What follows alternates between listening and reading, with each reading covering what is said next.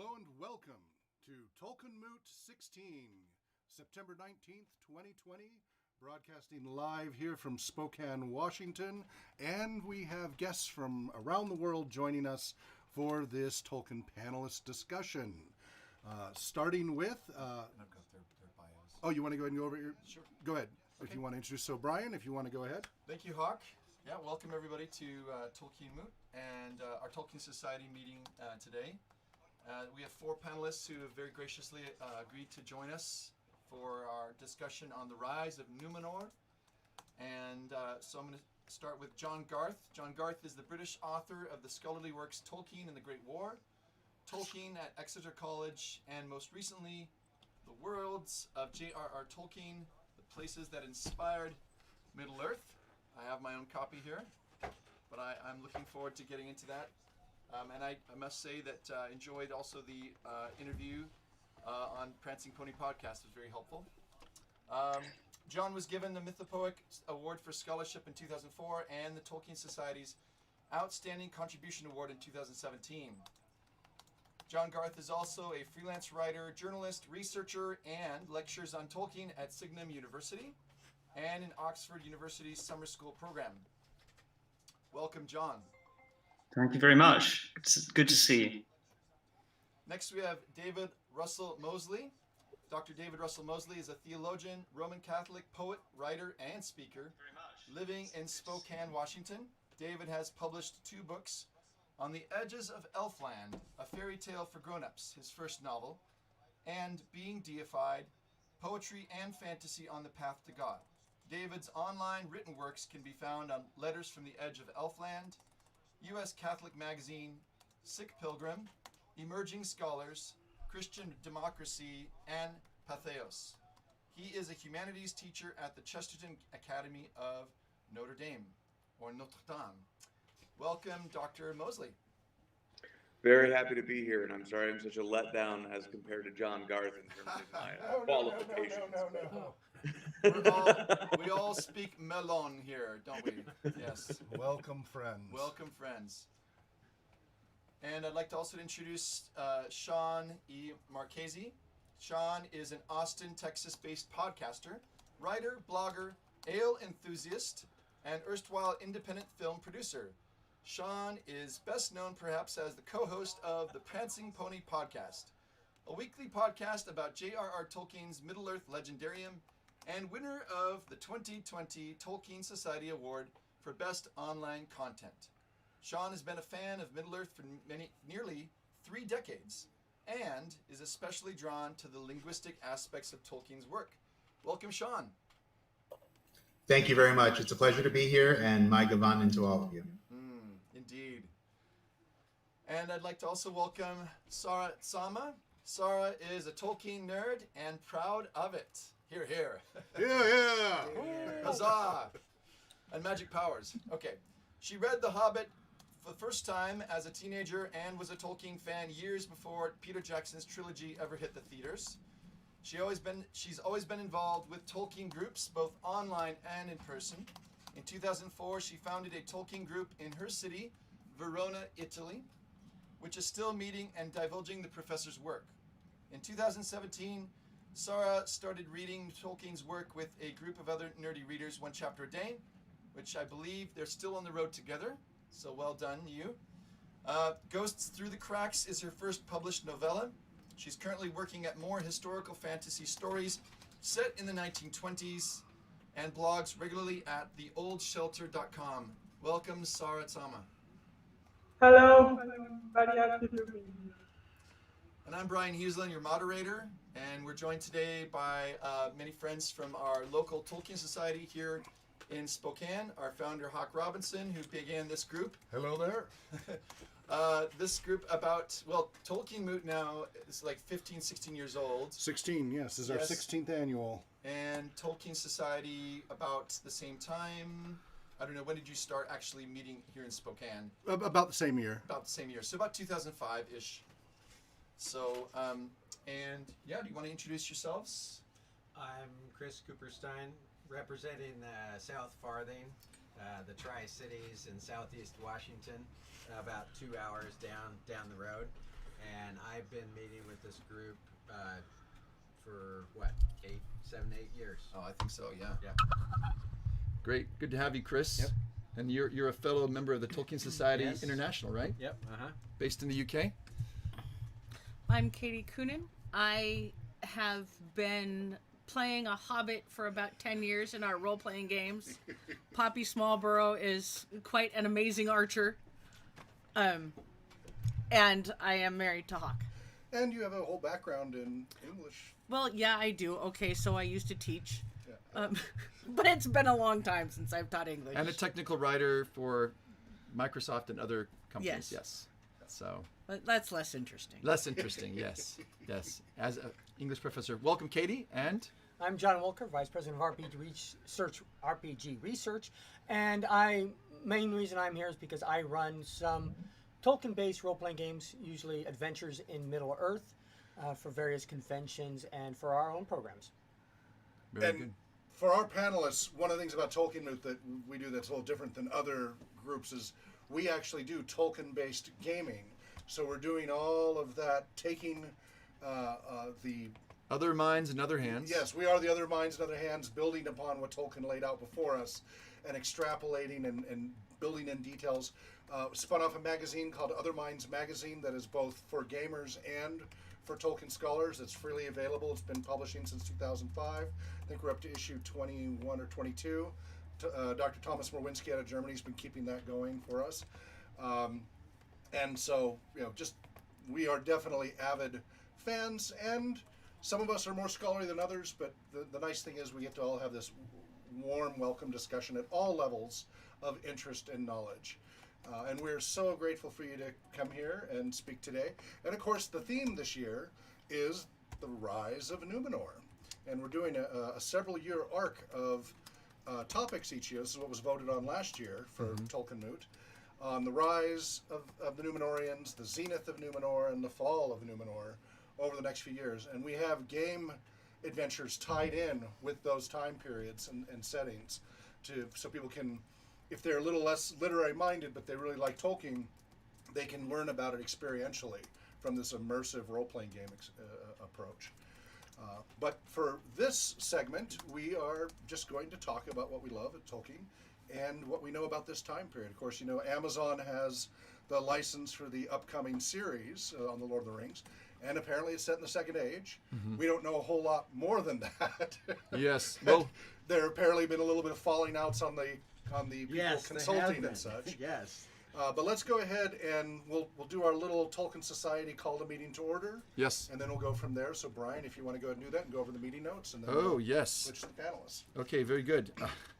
Sorry, one moment. I forgot to get my notes up, so I'll Okay. just do that right now. Yes, Maybe and the website for our Tolkien Society is tolkienscholars.org.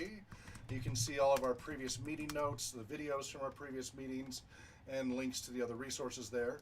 And for Tolkien Moot, it's tolkienmoot.org, and we have been posting photos, videos, interviews. We've had John D. Ratliff and Michael Martinez and many others here, Professor Chris Seaman, all of them. All of their previous talks over the years are all available through the website at tolkienmoot.org. So just buying Brian a little time here. Are you ready? I think so. Yes. Okay. And did we? I'm wondering if we did not actually meet. Did we forget to in the let me last? take a look.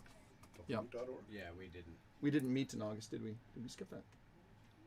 Sorry. Yes. Did we just have the July I'll just read the July notes. Because there was too much going on. Yes. with Jen I'll go ahead and Pond read. Yes. Okay, yeah, we have a reminder, but not notes. You're right. Right. Okay, that's Okay. right. Sorry, so sorry. No, that's Jen fine. spot like that. That's okay. I was completely in on this. Okay. And what we could do actually is we could go over that maybe at the end for kind of our Edification. Yeah. just for our smaller group if we need Sure, to. that's So just fine. for sake of All time. I'm thinking of the fact we do have somebody in Italy Yes, and let's it's go getting ahead. late, so we'll save that for later. But I would like to just have a moment of silence if we can for Christopher Tolkien. This is the first Tolkien Moot, in which he's not the living guardian of his father's estate. So I just wanted to take about 10 seconds, if we could, just to have a moment of silence for Christopher.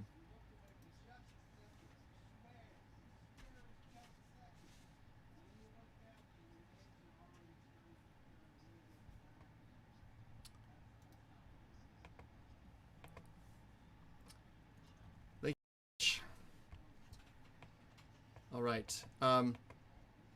So yes, we as the Tolkien Society here in Spokane, we serve to promote the literary work of J.R.R. Tolkien, and kind of as a subset of that larger Tolkien Moot audience, which has a broader interest. But we're going to focus in this year on the Rise of Númenor. And so this leads us to some really interesting questions. Just at the beginning, we'll start with this roundtable format, and I'll just ask each of you to share some thoughts with the rest of us, and those who are watching on YouTube live. First of all, I'd like to begin with David, Russell Mosley, and ask you to answer this question. What were the influences on J.R.R. Tolkien that led to him writing an Atlantis myth for Middle-earth? What would be some comments that you'd like to make on some of the influences there? And please remember to unmute. Thank you. Thanks for the reminder. I forgot I was muted.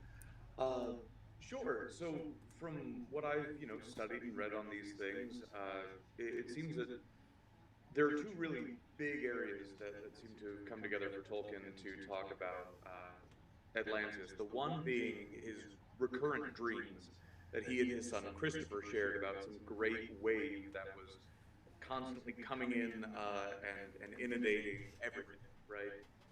Which he then gives to, oh goodness, now I can't remember who. I think he gives it to Frodo in The Lord of the Rings.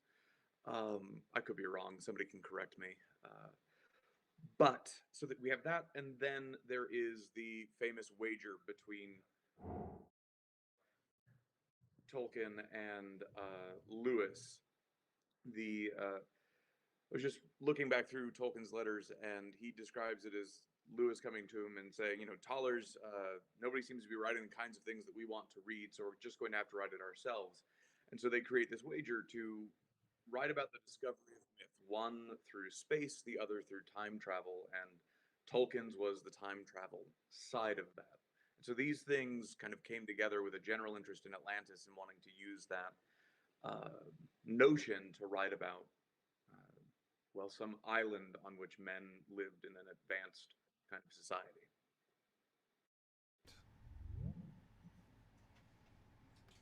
Okay, very good.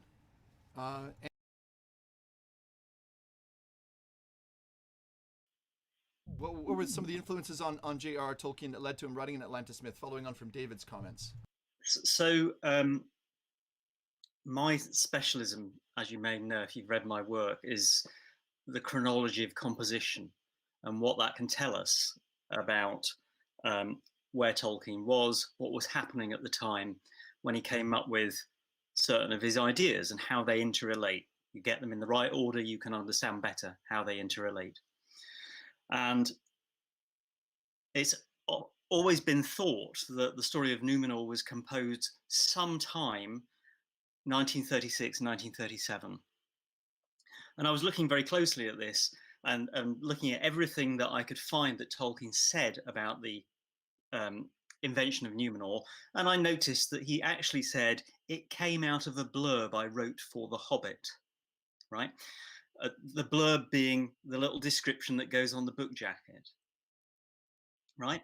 Now, knowing that and having access to published records of the discussions that were taking place for the publication of The Hobbit, it's possible to pin down that the blurb was requested from Tolkien on the 4th of December 1936, and that Tolkien delivered the blurb on the 8th of December 1936. This was a period when he had spent about 20 years composing what we think of as the Silmarillion. And he had written The Hobbit, and just days beforehand had signed a publishing deal for The Hobbit. And doubtless, this was a moment of enormous excitement for him, that finally some of his work, some Middle-earth related work, was going to be published. But he had this key problem where The Hobbit mentions the necromancer, right? The Silmarillion mentions the necromancer. How does he get from A to B? And the Numenor story seems to have arisen from that, plus everything that was going on in the world at the time, the real world, right? So 1936 was a terrible year. I mean, you think 2020 was bad? Well, you know, there had been peace since 1918. It was held together by the Treaty of Versailles and the League of Nations, and basically fascist Italy, Nazi Germany, the Soviet Union, and Japan had ridden rampant over these agreements. So the things that held the peace were falling down. There was civil war in Spain. Italy was invading Ethiopia. Germany had marched into the Rhineland, which was an area that had been set up at the end of the First World War to make France feel safe from invasion, right? No longer.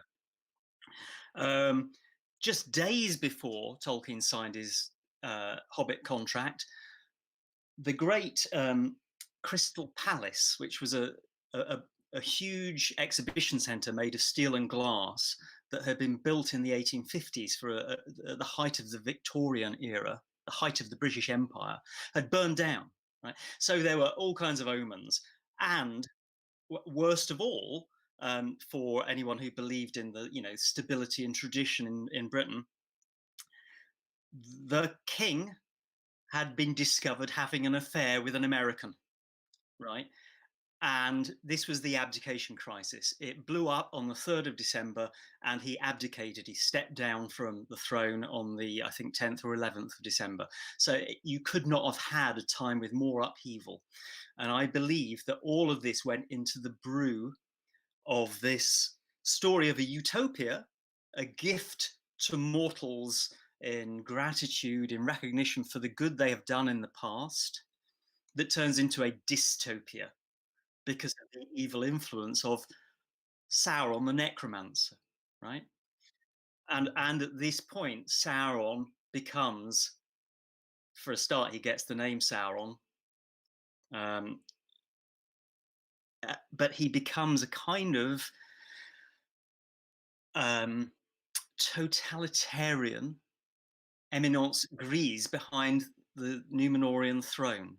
In the Silmarillion stories, he had been a lord of werewolves, a servant of Morgoth, a very different kind of figure, a vampire figure almost. Now he becomes a figure of a kind of political comment on the times. And I know that, of course, Tolkien said that The Lord of the Rings was not an allegory of the Second World War, but you've got to bear in mind that many years passed before The Lord of the Rings was completed, right? It was begun 37, published 54, 55, and he wrote that denial in the 60s. Actually, Sauron has some connections with what was going on in totalitarian Europe and beyond in the mid-1930s. So that's a really helpful backdrop, John. Thank you. Can I ask if so? So let me ask Shawn and Sarah. Did you have any thoughts on this? We've mentioned several things. We talked the broader background in the global the global situation. And then we've also mentioned this wager as well. I don't know if maybe Shawn or Sarah, do you want to talk a little bit about Tolkien's friendship with Lewis or anything else that you heard about, just kind of going into the backdrop or the origin of the Numenor story that you'd like to share about the influences that led to the writing of it? Well, I guess one thing that I would like to bring up is just sort of the presence of Atlantis in sort of late 19th century and early 20th century pop culture, so to speak. I mean, because I've often asked myself the question, why Atlantis specifically? And I really like what John's just said about the idea of a utopia that turns into a dystopia. I think that's really compelling. I think in general, the idea of Atlantis as being sort of a lost civilization, right? This idea of a civilization that had all this technology, had all this imperialistic power, all of this stuff, and lost it overnight because of their own hubris. I think that idea would have been compelling to Tolkien for a lot of reasons, not just because of the times he was living in, but also because he was a medievalist. I think, for us, it's kind of hard to imagine that an earlier civilization could have been more advanced than we are, because we generally see ourselves more technologically advanced than previous generations. We think of ourselves as more culturally advanced than previous generations. But as a medievalist, Tolkien studied the Anglo-Saxons, and the Anglo-Saxons were constantly reminded of the fall of a greater civilization. As they were walking around Britain, they would see all these Roman ruins and things. And so I think that just I'm sure it's something that resonated with Tolkien as a medievalist, and you can see the idea of ruin and fall throughout Middle Earth in the Third Age. You see it through Eregion, and you see it in the ruins of Arnor that Aragorn and the hobbits walk through, and you see it to a degree with Gondor as well. But I just think that that was something that Tolkien was very interested in, going all the way back to the Book of Lost Tales, where he made Britain an island that had previously been populated by elves, and British cities were formerly elvish cities. And so I just think I think that idea of lost civilizations is something that Tolkien probably had a lot of interest in and played with quite a bit. Thanks. Yeah, that's a good point. Sarah, you live among the ruins, as so to speak, in the sense that there's these layers in Italy. I'm so jealous for all of the many different eras of history that you can easily see around you. Did you have any comments on what has been shared already about kind of how did this whole Atlantis or Numenor story begin with Tolkien? I think that Tolkien was always fascinated with this idea of the fall. Even his first story about Middle Earth was about the fall that of Gondolin. And because he has this idea that people are always tempted by something, and they have the possibility to choose if um, follow that temptation or follow more personal path. And I think that the story of Numenor is about this. The Numenorians have everything that humanity can have. They are the apex of the humanity, of what humanity can be. And still, in a moment, they have always this temptation inside because they can see the blessed ring from afar. They are very near, but they cannot go there. And then when Sauron comes, he says, "No, you can go. That's it for you. It's not. It isn't right that you can go." So the temptation becomes very, very strong, and in that moment, the Numenorians are called to choose what they want to do, if, and what they believe also. And this I think connects with all the discourse, Tolkien discourse about free will.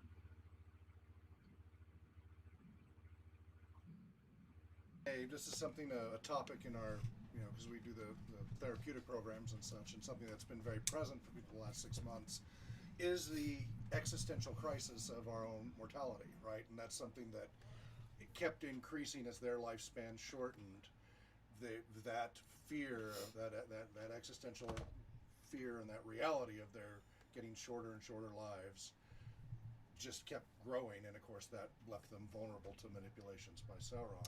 And that's something that's applicable right now for people when they think about that. Absolutely. Yeah. I recently reread The Lost Road, and what I was really struck by, thinking again of this wager, right, between Tolkien and Lewis, this idea of, and of course, I think you're absolutely right, John, that really the background is rooted in this moment in 1936. But I'm just so fascinated by how friendship among academics can often spur new ideas, and this whole thing about that I find quite interesting is this, let's write some stories. You write a space travel story. I'll write a time travel. That kind of idea. And then we have the let's see here, right? So we have Out of the Silent Planet, Paralandra, and these are old covers here, and then That Hideous Strength. And so Lewis, of course, disgustingly wrote so quickly and so easily and getting things done, but very frustrating for his friend. But this whole idea of a time travel story that he did, it didn't get published, and he tinkered around and niggled. But this idea of a father and a son, and I think John, you were the one that mentioned the wave, or maybe that was David actually that mentioned it. But this dream that was shared, and how that whole interaction between father and son pair, it's very moving, especially when you look at the end of it, where it's I think initially it'd be Amandil and Elendil, and kind of he has it a little differently, where the son is thinking about, you know, wanting to be one of the king's men as opposed to Elendil. yes, and instead of one of the faithful, and as it was originally written there, this idea of, again, of also generations, the father saying we must be faithful to, you know, we must do as the Lord of the West, you know, in kind of in obedience to those commands, the ban of the Valar, etc. And then you have the son kind of questioning that, and that's not how it ended up, you know, ultimately becoming the story in as we have it in the Silmarillion. But I think it's fascinating because of that sense in which also the older generation, the younger generation, dealing differently with the crisis of their times. And I've also I left it behind somewhere, but I've been yes, the current commemorations of the Voyage of the Mayflower has an odd connection to that for me, because one of my ancestors was Stephen Hopkins, who was on the Mayflower. His son Giles was 12 years old as they journeyed over, and so yeah, it's this father-son kind of pair, you know, on a journey. So that's kind of an interesting connection. So let's go ahead, unless anybody else has comments, and we'll have some time as well for. Yep, jump in if you'd like to. I got nothing that I can input yet at this moment. Within Tolkien's Legendarium, what special purpose or niche does Andor, the Land of Gifts? So now we're stepping into the story, as it were. What purpose does this land and the newly ennobled Edain play in Arda? And I know that Shawn, in the Prancing Pony podcast, in the past, sometimes you have talked about this theme of ennoblement, this idea, I think especially with Frodo maybe, and with Sam, or with others, with the hobbits. But just wondering if you had any thoughts on what special purpose does this Land of Gift have within the larger story? Sure, yeah. The ennoblement of the ignoble, as Tolkien talked about it in one of his letters, it's one of my favorite themes in the Middle-earth Legendarium, and especially when it comes to the ennoblement of men by contact with elves. And that happens, you know, primarily through, well, there's a handful of marriages along the way, but there's also just their contact with elves and the things that they learn from elves, whether it's Finrod teaching Beor how to play his harp properly, or, you know, just everything that men learn from elves throughout the course of the First Age. And I think that really reaches its culmination in Numenor. I think the Numenor and the Numenorians are the closest to elfishness, if I can make that a word, or maybe elvishness would be better. It's the closest to true elvishness that men ever achieve in Tolkien's world. It's not only geographically is it halfway between the mortal lands of Middle-earth and the Undying Lands, but it's also where mankind achieved its highest levels of technology so far, of enlightenment, of sort of spiritual connection to the Valar and to the West. And so I think it represents sort of the greatness of everything that men can be. And what I think particularly fascinates me about it early on is the fact that it seems like for a long time the people of Numenor are content with that. They seem happy with what they've got. Yes, they are under this ban of the Valar, and they can't sail west past sight of their own shores, but they seem okay with that for a long time. They're content to come back to Middle Earth and share what they know with men of Middle Earth. And so yeah, I think that's kind of it. I feel like it's the sort of the pinnacle of achievement for mankind, at least up to that point in the Legendarium. Yeah, good. Sarah, what did you think about this idea of Numenor has several names, but this idea of the Land of Gift and kind of the role of Numenor in the bigger story? The Land of Gift made me think at the Ilúvatar gift. So, gift. the gift of death. For me, it's um, it's thinking about considering what death really is and how we can handle it and why it can become. It was it was born as a gift, but then it became a curse. And I think that in Numenor we really see this parable of the idea of the man that should be content with what they have, because also that is a gift. There is something very important in this. Through death, man can give something very important to the earth and to the world, but at a certain point they lose sight of this. And I think that the story of Numenor tells why this happened, how this happened also. Thank you. Yeah. I find it very easy to take things for granted, and it's only when we don't have, you know, I think this year's been a good example of that. When things aren't what they normally are, we hopefully can learn to be thankful for those things. So it's this whole issue of it's almost a paradox, isn't it? Of when you are given much, then you can feel entitled. But it is a wonderful thing to see what was done at the end of the first stage and the mighty deeds of the Edain and how they joined in. Yeah, so John, what would you say to that question of kind of how, I mean, it was later on that he included this in, initially kind of thinking of it as a separate story, wasn't it? But it does play a part, right? I mean, it's not some kind of accident that this is part of the story. That, I mean, how do you think that fits into the bigger picture, is this idea of a land that's been given? Well, for one point is Christopher Tolkien has shown that even in its very origins, Numenor was always part of the Legendarium. Tolkien was mistaken when he wrote much later that it was originally an independent story. So it does, yeah, it fits perfectly into yes, that idea that through hardship, the gift has been kind of earned, although gifts shouldn't be earned. They're given freely, are they not? You know, I suppose that's a major point that Tolkien makes. But the real obscenity of it, of course, is that through boredom, discontent, excessive luxury, excessive power, the Numenorians become takers rather than givers themselves. So they become an imperial power. They use the shores of Middle-earth, the shorelands of Middle-earth, to provide timber for their ships to such an extent that they destroy the great forest of Eriador. They turn the lands almost into a desert, rather than as Sauron does with the Brown Lands.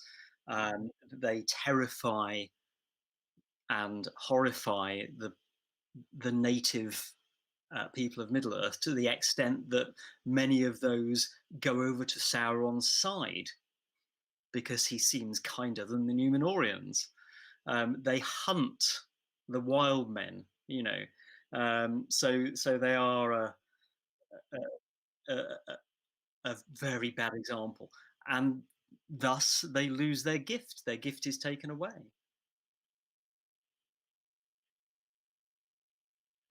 Absolutely.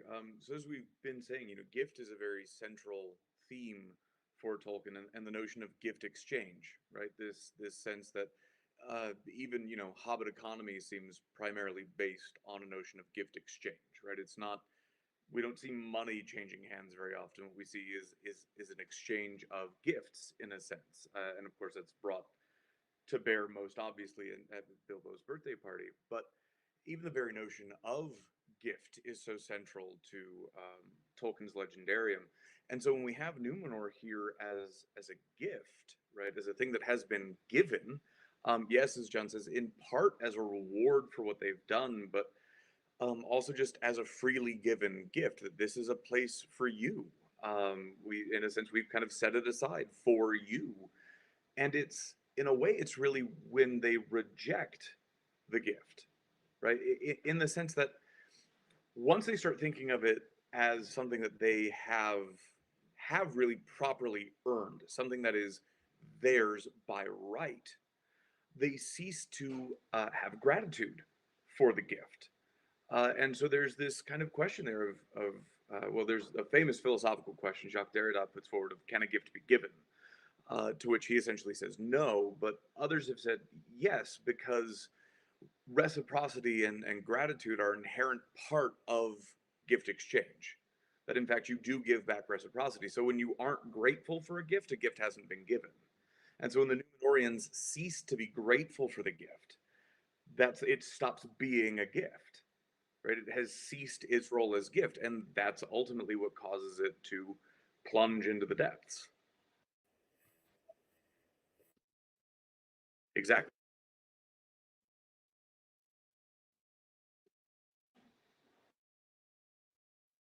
Right. So then the question kind of for anyone to answer, since we're focusing more on the rise of Numenor here, and I'm going to combine this with the next question just for time. So kind of this is a more for anyone to answer, interject as you wish. So what fascinates you about the early years of the realm in Numenor, or what are your thoughts on the early relationship of the Numenorians and the men of Middle Earth, those who did not cross over, and already we've talked a little bit about kind of how that goes evil or more abusive or whatever word you would use to kind of using the men, but previous to that, right, that there's this idea of gift bringers to Middle Earth. So any thoughts on that, or anything else having to do with your particular interest in the early years of the realm of Numenor and their history? Wide open. Now I to see. anyone. Yeah, please do. Yeah, well, so one of the founding ideas behind the Numenor story, another of them, it came from Tolkien's fascination with the legends of people who came from over the sea, bringing wisdom, bringing agriculture, and so on. Legends that existed on the northwestern shores of Europe. Stories like at the start of the great Anglo-Saxon epic Beowulf, there's a ship funeral where a king, Scyld Scefing, is sent west over the sea, dead. And it says that originally he came from the west over the sea and no one knows where from. But he founded the kingdom. He's called Scyld Scefing or Shaving because of his symbol is the sheaf of wheat. So he's an agriculture hero and a culture hero. So that is very much at the foundation of the idea of the relationship between Numenorians and the people of Middle Earth. The Numenorians are the ones who they transmit the wisdom, the enlightenment that they have learned from the elves, and they carry it eastward over the sea back to Middle Earth. Yeah, they're literally the middlemen, as it were. Interesting. Anyone else? Can I add something to that, which is that that I think is the thing that fascinates me the most about the early years of Numenor is the fact that we get to see that role from their point of view to a degree, and obviously it's only outlined really in the Akalabeth, but we actually do get to see it from the Numenorians' point of view. The fact that they are content with the gifts they've been given, and that they're willing to share with people of Middle Earth. And so instead of just seeing sort of the corn and wine and agriculture gods, because they were viewed as gods by the people of Middle Earth, but since we see it from the Numenorian side, instead of from the side of the people who viewed them as gods, I think we see something very unmannish there. We see something very unselfish at first. And so all this conversation we've been having about gifts and the giving of gifts and the passing on of gifts, or the paying forward, as we might say these days, as opposed to wanting something in return for that gift, I think is really compelling to me. And I think that's That's what I like the most about what Numenor represents early on. Just what both of you said has put me in mind of what I've been teaching my 5th graders or year 5 students, having to do with Weregild, teaching them about the Anglo-Saxon concept of law and order, and you stop revenge by setting a price, a blood price for the death or of the injury to someone. And I was thinking about how this idea of Isildur kind of claiming the ring, right, later on, as a payment almost, right, for the death of his father. That would be like a negative example, perhaps. Whereas what you're saying, Shawn, is I think that's really wonderful when you see it is a paying it forward, isn't it? They've been given a gift. Now they are seeking to extend their knowledge and their abilities onto others. And you will see that in Tolkien's own life. In his book, I finished reading this last spring, the letters of Father Christmas to my daughter and son. And so what is he doing in the middle of the times that are lean, but giving gifts to his own children and paying it forward? So that is it's part of who he is as a person that's being written into his universe. Yes, good point, Chris. May I interject something there? Yeah. It's just a little nerdy point of detail. Oh, we're all about that. So the Father Christmas letter for 1936, which was the time, as I say, when Tolkien appears to have thought of the Numenor story. In the Father Christmas letters, the fun often comes from some accident that's been caused by the North Polar Bear, right? Father Christmas's clumsy, stupid, or whatever, rash assistant. And that particular year's accident is a great flood. Because Polar Bear is in the bath and forgets to turn the tap off. So it's a Numenorian-style disaster. Now we know what really caused the sinking. It wasn't the jar at all. It was NPV. And dare I speculate that it may have happened in his own house. Well, we all know that we wouldn't want to drive with the professor, right? Yes, charge them and they'll scatter. Yes. Yes. Oh, the bathtub story. That's fantastic. Anything else? Anyone else want to comment on that hasn't spoken yet? Sarah?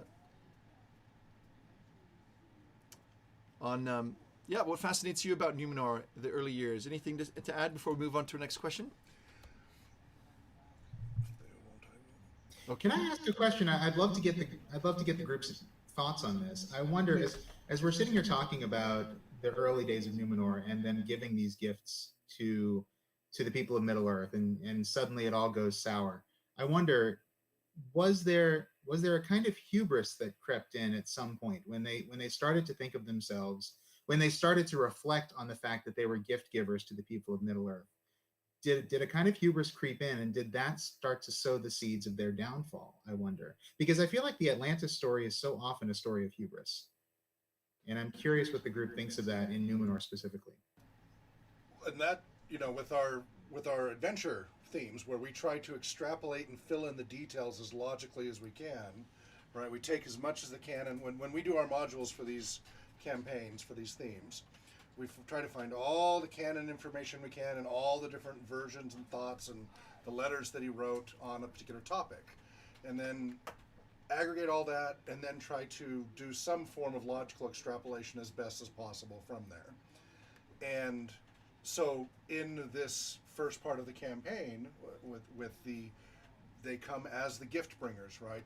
They bring light and technology and some safety from all the darkness that's all over at the shores and such that's encroached during the centuries they were gone. There's a huge power inversion, obviously, between the two, between the Numenorians, these towering tall kings and their raiment and such, compared to the darkness that had taken over much of Middle Earth.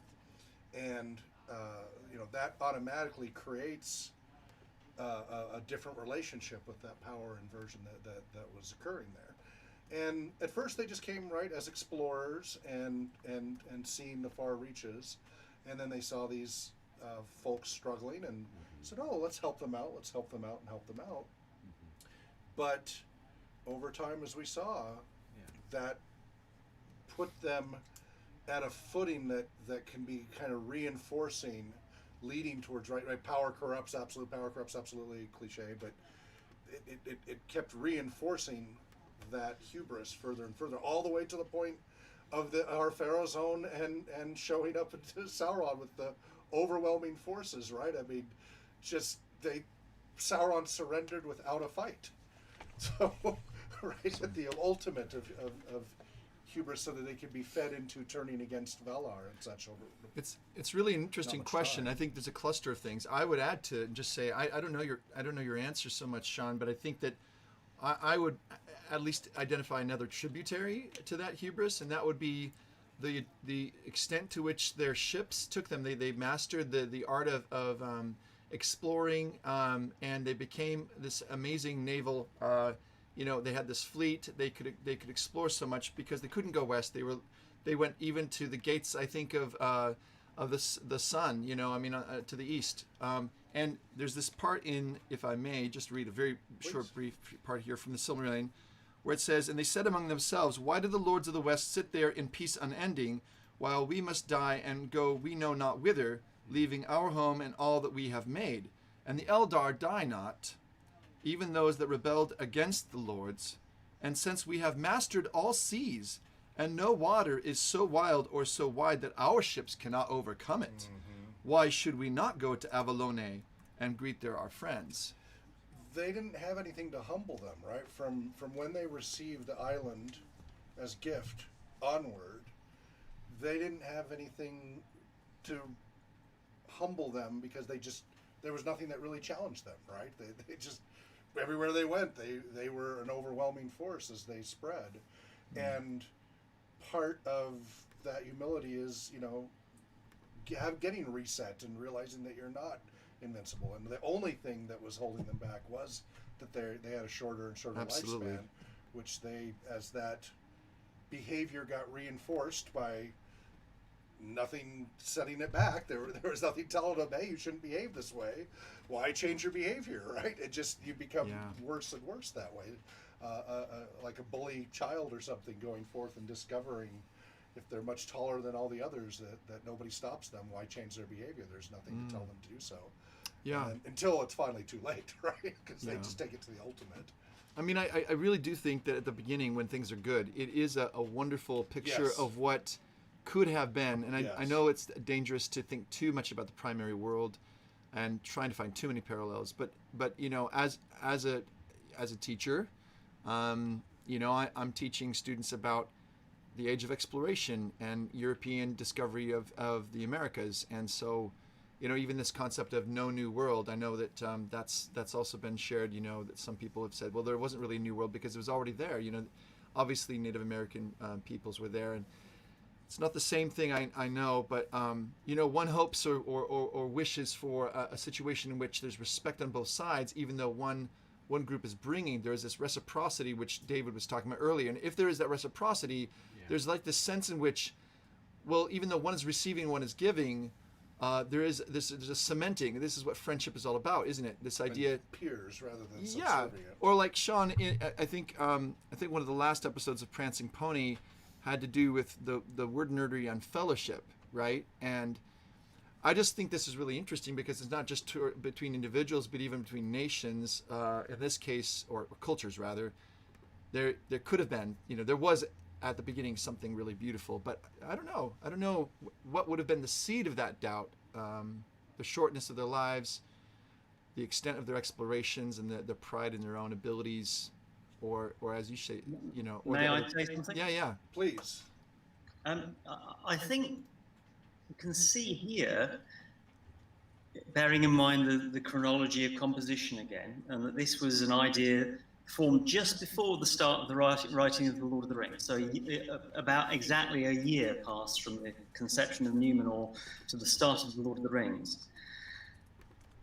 The underlying idea of how the ring corrupts is there in the Numenorians. So yes, they are meant to be people who give, who teach, who benefit others in the world, and they have the gifts to do so. They have the talent, the power, the knowledge to do that.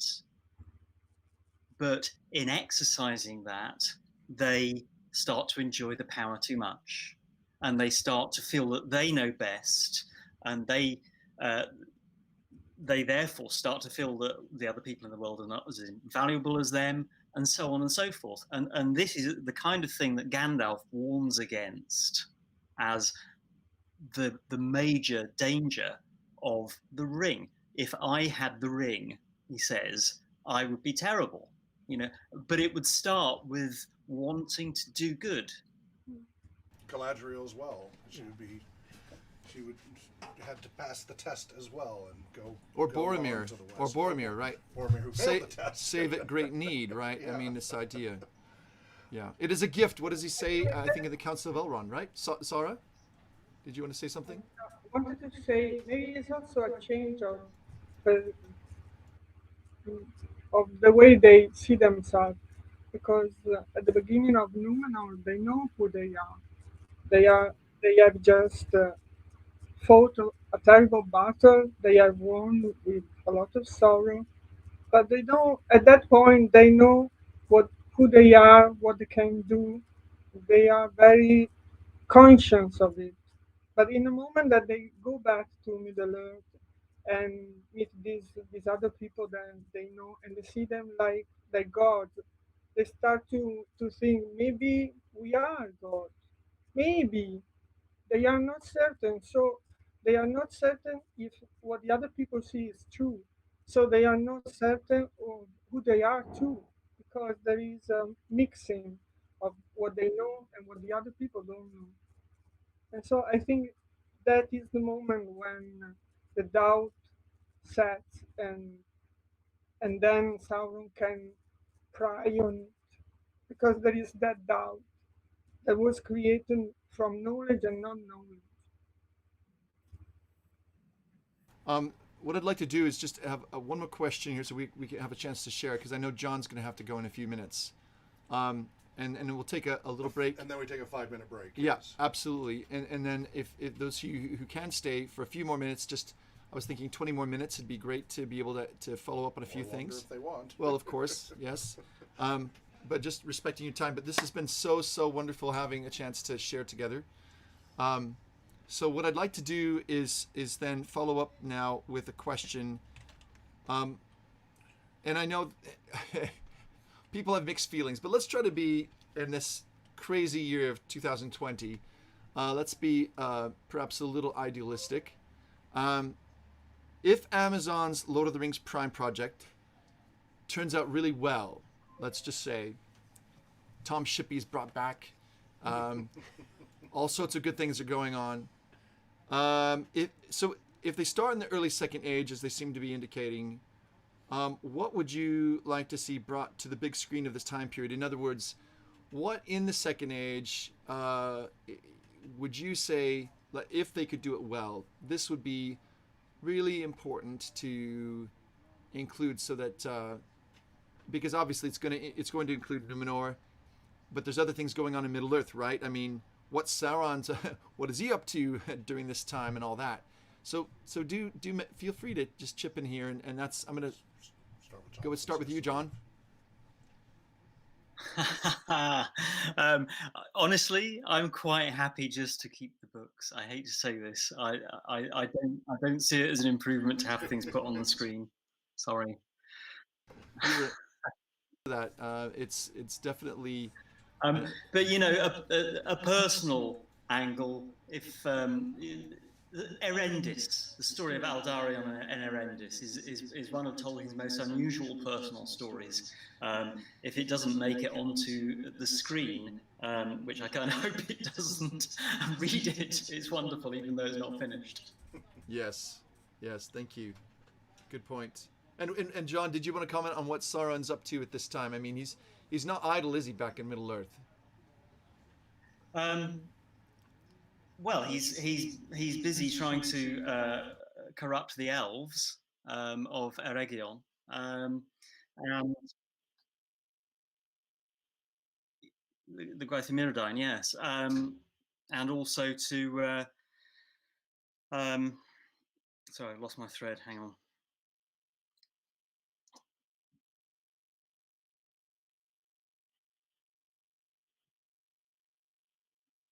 Yeah, he's trying to get the other people of Middle Earth, the other mortals of Middle Earth, under his sway, and he's succeeding.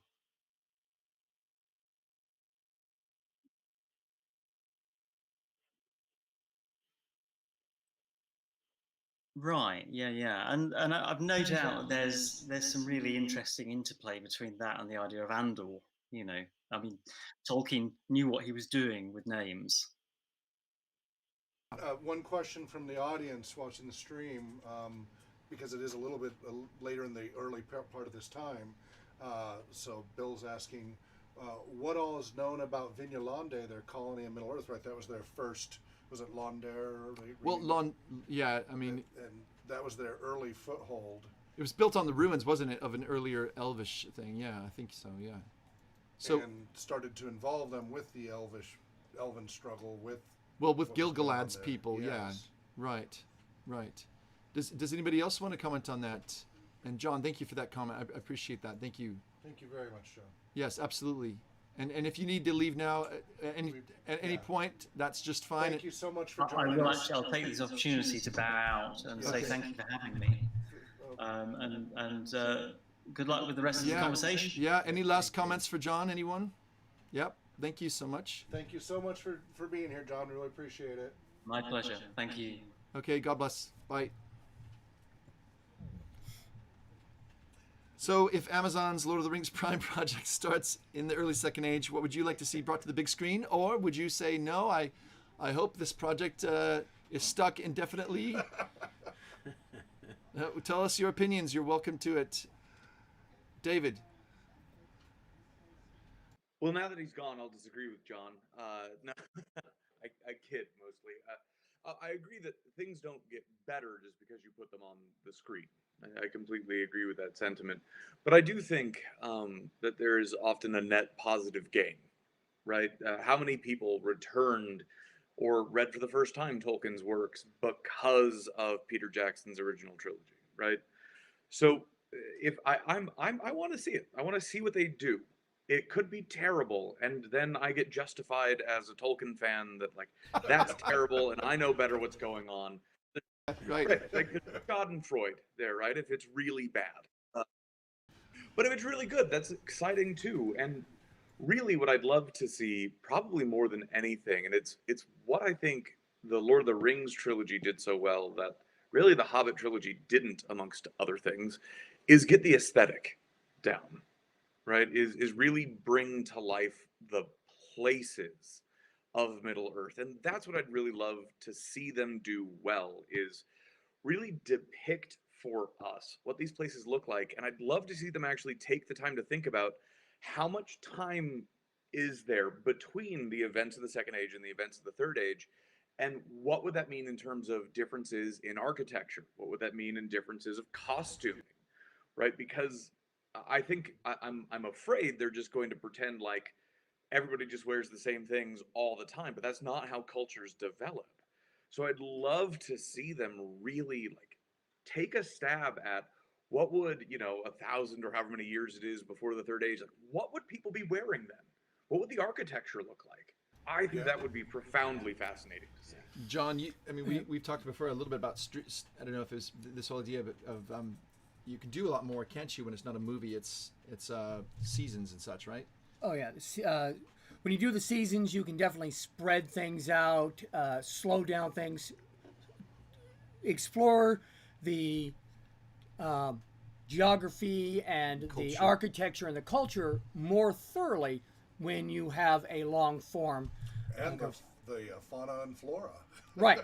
All the different little details that are in there that you don't have time for in a 4-hour movie or a 6-hour movie, depending on which one you're watching. the extended versions of these movies. Yeah. One of the things I'm really interested in is whether the people that are making this series are thinking, who is our target audience? Who's it more important to appease? Fans of the Shannara Chronicles or Tolkien scholars? Ouch. I mean, The MTV folks. Ouch. right? Are they looking for people who just want to see pretty and fantasy and scantily clad people for some World darn of reason? Warcraft. Yeah, World of Warcraft fans. Or are they going to try to make Tolkien scholars look at that detail? They got the armor right, etc. Yeah. Well, the answer Can may I be add- somewhere in between. Go ahead, Shawn. Well, hopefully. Yeah, no, I want to interject something on that point. Actually, on a couple of points. I think David raises a really good point about the time difference between the Second Age and the Third Age, and I recall in one of his letters, Tolkien actually described Numenorian, sort of the Numenorian cultural look and feel as being sort of ancient Egyptian, and I think if they can go with either ancient Egyptian or some other sort of classical antiquity, maybe ancient Greek or ancient Roman, if they can lean into some of those influences, the way they leaned into sort of the Germanic and the Byzantine influences with the Lord of the Rings movies, I think that would be really great. And I think it would really show us the difference between these two cultures, but find a way to keep it in the same world. As for the question of who they're making this for, I'm not a TV producer, but I'm guessing that they're probably going to try and bring on as many people as they can. I think they're probably going to try and pull a Game of Thrones, and I only mean that in the sense that I think they're going to go for a really broad mainstream appeal. I hope they don't try to make it too Game of Thronesy, and kind of. I mean, I'm a fan of Game of Thrones. Don't get me wrong, but I think it's a very different source material than Tolkien's, and I think that Tolkien's world would not work well if they tried to do it that way. But I think that if they're trying to go for mainstream appeal and they're trying to and they're successful, I think that's great, because I think that will bring a lot of people to the books. As David was saying, I think we'll get a lot more interest in Tolkien coming out of this series if it's good, and that's what I'm hoping. I think that's kind of the best thing we can hope for as Tolkien fans. I don't think we're going to get something that satisfies us on every level. But I think if we get something that we're okay with and that brings a lot of new people to the material, I think that's going to be a really good thing for Tolkien fandom in general. Yeah, and despite all the flaws with Peter Jackson's works as they progressed, that certainly was the key thing, is it brought a whole new generation of readers into that setting. And we've seen it, with Tolkien Moot and Tolkien Society and all of that, with the gaming culture. Awful lot of people who it was the movies first that brought them to the books, and then brought them to what we're doing, because they wanted to go deeper and they wanted more. So yeah, if it does that, if it gives them that hook and encourages them to read, then that's wonderful. If that's what happens. We want to make sure the last person gets a chance to speak. Then we're going to take a short break, and then we have audience comments and questions. Yep. That Okay. we'll want to follow up with. But So- make sure everybody has a chance to respond. So, Sarah, I don't think we've heard your opinion yet.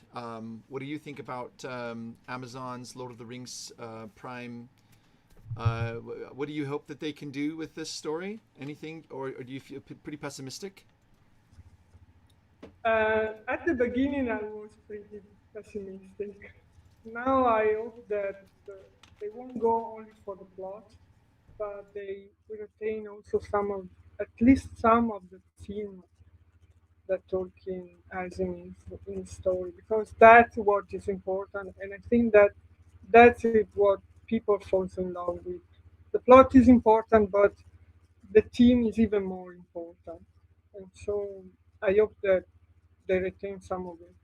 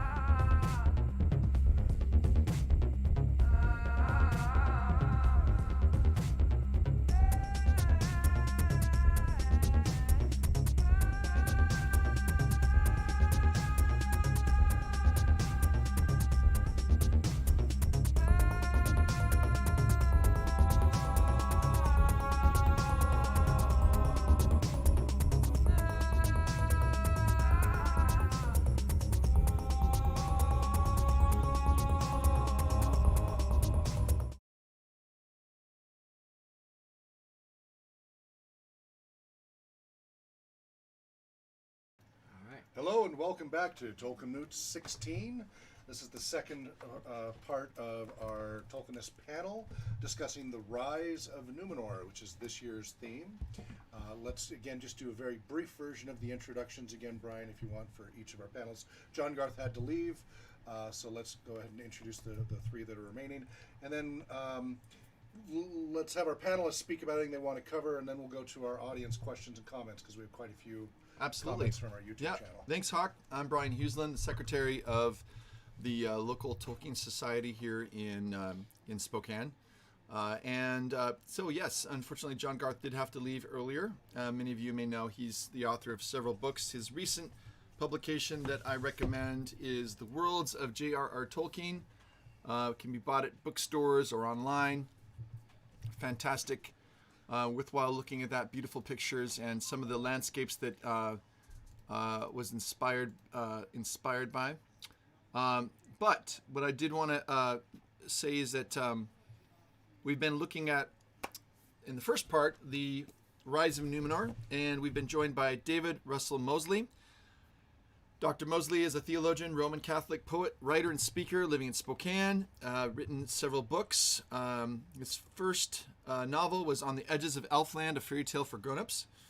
And you can find his written works on his website, Letters from the Edge of Elfland, as well as a number of other influential magazines and online blogs such as Patheos, and is currently humanities teacher at the Chesterton Academy of Notre Dame here in Spokane. So it's great to have. It was actually a huge surprise that Here in Spokane, I reached out to David, not even knowing that he was here in Spokane. So Yeah, that was a that fun goes moment for me when I thought that's why you reached out, to be completely honest. And then... Yeah, I literally thought you were in New Hampshire. We also have Shawn Marchese with us. Shawn E. Marchese is an Austin, Texas-based podcaster, writer, blogger, ale enthusiast, here, and erstwhile independent film producer. but is best known perhaps as the co-host of the Prancing Pony podcast. And if you follow the Tolkien Society, you may know that he and his co-host Alan Sisto won the 2020 Tolkien Society Award for Best Online Content. So well done, Shawn. And I do hope you share some of your word nerdery with us tonight before you leave. Else, I will not be able to go to sleep tonight. And Shawn's been a fan of Middle-earth for nearly 3 decades. And as mentioned, loves Tolkien's languages. And Zama, she's joining us all the way from Verona, Italy, and is a huge Tolkien fan and has been following it for many, many years. Founded a Tolkien group in her city of Verona, and that's actually still meeting since 2004. So that's a really fantastic run. About 1 year longer than we have. Yeah, exactly. That's great. And they are continuing to read together, and also she is the author of Ghosts Through the Cracks, and writes a number of historical fantasy stories set usually in the 1920s. Has a great amount of knowledge of history, the Weimar Republic. I'm really amazed, Sarah, at your depth of understanding of that time period.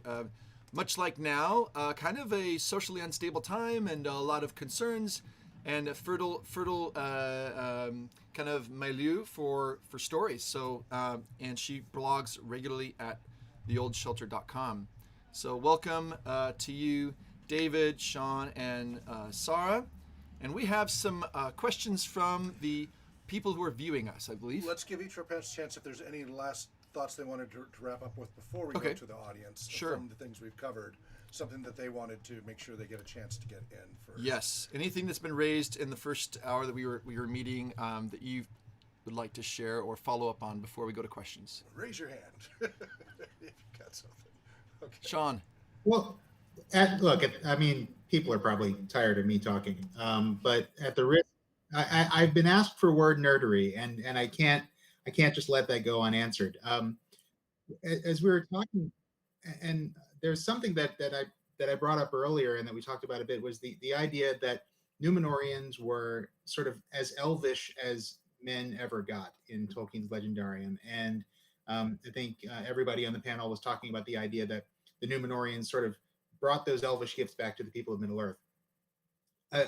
One thing I love about the word nerdery, the linguistic situation in Numenor, is the idea that the kings themselves actually had elvish names, and they had not just Sindarin elvish names, but actually Quenya names. Quenya was never a spoken language in Numenor. It was sort of a language of lore, a language of record keeping. It was sort of like Latin in medieval Europe. And like Latin, it was also a language of religion, so that we have, religious ceremonies that have Quenya names and things like that. But the kings had Quenya names for many generations, and I could go on about Sindarin and Adonaic and the roles that they each had. But what I really want to talk about is the very first king of Numenor, Elros Tar-Minyatur. So he has Tar-Minyatur, which is his name that he takes when he becomes king, which I believe means something like High First Lord in Quenya. But his original name, Elros, is Sindarin, and it's modeled on the names of elvish relatives, elvish ancestors that he has going all the way back to Elu Thingol, or Elwë, the elvish patriarch of the Teleri. So Elros, if anybody's read the stuff in the Second Age, knows Elros was Elrond's brother. Elrond chose to live his life as an elf. Elros chose to live as a man. But obviously, their names are very closely related to each other. Their mother's name was Elwing, and she had 2 brothers, Elired and Elirin, and they're all descended from Elu Thingol. And so that El element, the El, it shows up in all their names. And remember, this is a world where people have names that are like those of their ancestors. So you've got Aragorn, son of Arathorn, and Beren, son of Barahir, and all that.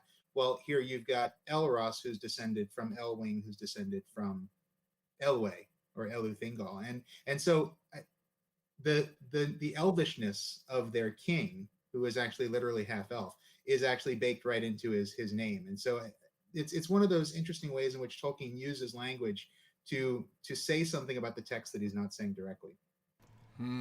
Those textural ruins. Ah, love it. Yeah. Love it. Love it. Thank you, Shawn. Sure. Thank you. I just want to throw in two things really quickly if I can. The first is actually to follow up on something Shawn just said. So in preparation for today, I was rereading over the Notion Club papers, which is Tolkien's first attempt, right, at getting at the Numenor myth. And what's really interesting about that is the way that names play out in that as well, right? You have this kind of cycle of three names, some version of Godwin, some version of Edwin, and some version of Elwin, right? So the God friend, the bliss friend, and the elf friend. And so it's interesting that that El element, of course, dealing in his own languages and having its own etymology, there is that literal elfishness about it, because that's what the El element in Elwin means, or Elfwine, right? Is elf friend. I also just wanted to throw something out there because it's fun, and you said if there was anything we wanted to say. So I'm taking an opportunity to say something. One of the things that really drew me into looking at Atlantis in Tolkien was the wager itself and the further effects of that. And one of the things that I've convinced myself of, anyway, I don't think I've convinced anybody else yet, but I've convinced myself of that via Atlantis, C.S. Lewis actually sought to completely knit his fictional worlds to Tolkien's. And I've actually connected everything from the Screwtape Letters, the Lion, the Witch, or the Chronicles of Narnia, and the Cosmic Trilogy, at least, through Atlantis to this notion to the Tolkien's world itself. And it's really fascinating because, of course, Lewis was stealing from Tolkien all the time. It's like one of his hallmarks is stealing from other people. Which, I mean, all art is theft, right? Tolkien stealing from Beowulf and Norse mythology. It's research. But what's really interesting to me is how much Lewis himself saw the importance of Tolkien's work, that he actually wanted to unite his own to it. There's references to Atlantis are made all over the place, right? They're in the that hideous strength, in particular in the Cosmic Trilogy, because Merlin is a magician in the Atlantean line. In the Chronicles of Narnia, we have Uncle Andrew has dust from Atlantis, right, that he makes the rings out of. And then in the Screwtape Letters, and this is something that Brenton Dickinson, which I know he's going to be on next year, he uncovered that in the original preface to the Screwtape Letters, they were translated by Dr. Ellen Ransom. Yeah, well, whose name not only means elf friend, but is the main character of the Cosmic Trilogy. So that means that, fictionally speaking, the Screwtape Letters, the Cosmic Trilogy, the Chronicles of Narnia, all exist, for starters, within the same world. And also that world in its past was Tolkien's Middle-earth. Wow. And so that's something that's just incredibly cool, I think. Yeah. Thanks. So I just wanted to toot my own horn about something. So we need to move just one more step forward and have elves in space. You already do. Because in the Cottager's Lost play and in the early versions of Tolkien, when he wrote She Would Diminish, talking about Galadriel, early on he did consider that they would become something more like Shakespeare's fairies and even the fairies of W.B. Yeats and others, where they are these non-material beings. Exactly. And Elwin in Paralandra, I think it's whichever one it is. The El element of that is said to actually refer to the Eldilla. So I actually think that Lewis is taking this notion of their diminishing to mean becoming these more angelic type creatures that are immaterial, but not like the Oyarses who govern the planets. And that's why there are because it's very interesting that there are no elves in C.S. Lewis. There are none. C.S. Lewis is not right about elves once, except for referring to Uncle Andrew's fairy godmother, because she has fairy blood in her, and that's the closest that we get to a reference to any kind of elf or thing like that in Lewis's work. Which is really remarkable because he's mashing up loads of other mythologies, right. But he kind of very conspicuously does not mention elves. Right, which I think is an abdication to Tolkien, right, as kind of the king of the elves in a sense. Thranduil. But I also think it's because he put them in the Eldilla, right? He made them those are actually diminished elves. That's really rich. Sarah, any last comments you wanted to make before we have our audience questions? Yeah, David has talked of the Notion Club papers. I've been reading that too, and what I was impressed that as Tolkien was recreating the story of Numenor, he was also considering recreating his own mythology. Because in some of the version, there is even an origin myth that is completely different from the music of the Ainur. And I wonder if you really consider changing everything, or, or if you were considering putting this new version in the story as what the, the man knew, which wasn't necessarily what it was. They learned something from the elf, but they also mistook something that the elf said, or they forgot. So this is very fascinating that Tolkien is considering the passing of time and how the passing of time influence memory and the knowledge of history and the myth. It's a very interesting. Okay, Hawks, so what are some of the questions we have? All right. So on the YouTube channel, again, William had asked if what is known about Vignalande, the colony on Middle Earth, like how much is actually known about that, and where is that covered the most?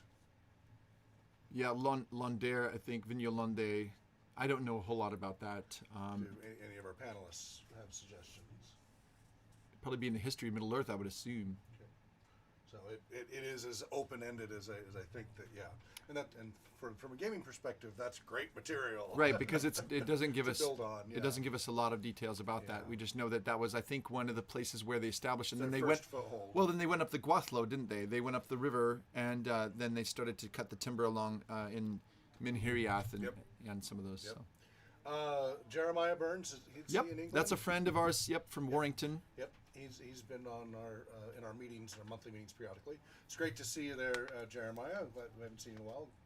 He says, I agree with John about the Amazon series about, but that won't stop me from checking out the series! Exclamation mark! Ha ha ha! Really keen to see Holland / Eregion and Moria established. Oh, in there. I know the friendship between the elves and the dwarves there. That'll be interesting. And more Gil-galad. More Gil-galad. Yeah, I mean he gets what? One like half a minute at the beginning of the Fellowship of the Ring.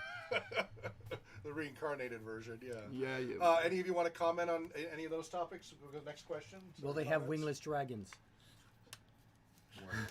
As long as there's no wings in the Balrogs, John. Okay. If it doesn't inspire you, that's fine. But if you want to say something, just like raise your hand or something, then we'll let you have your say. Otherwise, we'll just chat like we'll just go as if we know something, which we don't. Yeah. Let's see. So William asks, I think the Second Age story should be about Sauron's rise again in Middle Earth for the Amazon series talking about. We're kind of focusing more on the Numenorian aspect, but there's no reason you can't have both because there's both going on at the same time and a little bit different offset. But, right. And eventually they meet directly. Well, and I think they've tipped their hand a little bit just because on their Twitter feed, when they first kind of released the map, actually several maps, they quoted from the poem, right? Mm-hmm. In Black Speech, the one that's translated, "One ring to rule them all." Yes. So it actually starts with the rings for the elves and dwarves, and then the men, and so I think it really is to try to keep.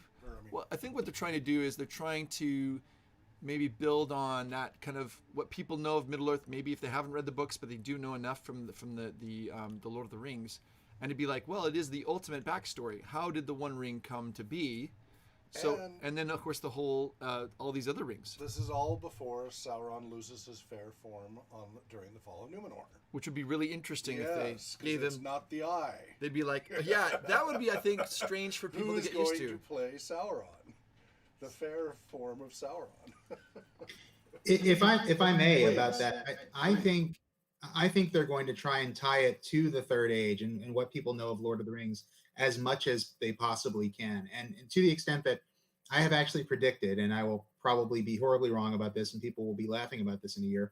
I've actually predicted that they may actually use a Third Age frame narrative of a character, possibly like I could even foresee like a young Aragorn learning the stories of the Second Age in Rivendell, and them using that as a frame narrative to tie it to the world of Lord of the Rings as much as possible, because they are going to try to appeal to a general audience, and general audiences are going to come into this and say, wait, I thought this was Lord of the Rings.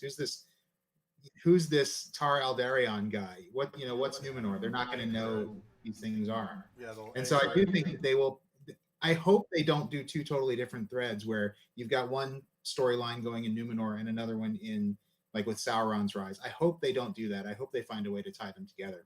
But I guess we'll see.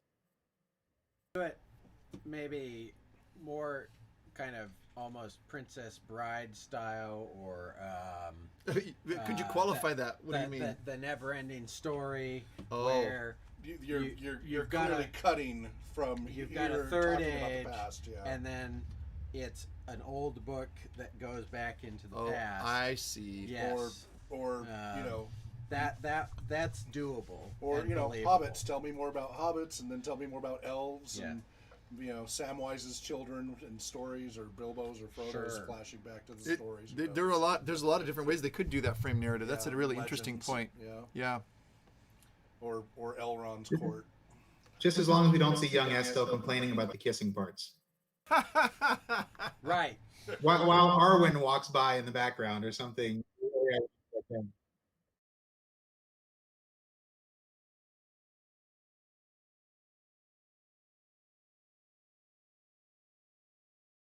That's great. All right. May God rest his soul. Let's see. Jeremiah says it would be brilliant to see more Círdan and the Grey Havens too, definitely. Yes. And Absolutely. the Círdan's- Tolkienist says, greetings from Berlin. Good to see you people. Well, thank you for joining us. We're so glad you're here.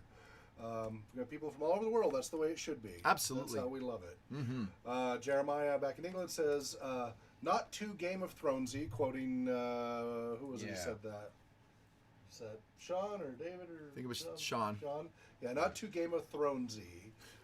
True, but they need to strike a balance. They mustn't shy away from the more adult aspects, which do exist. Celebrimbor, the flesh. What?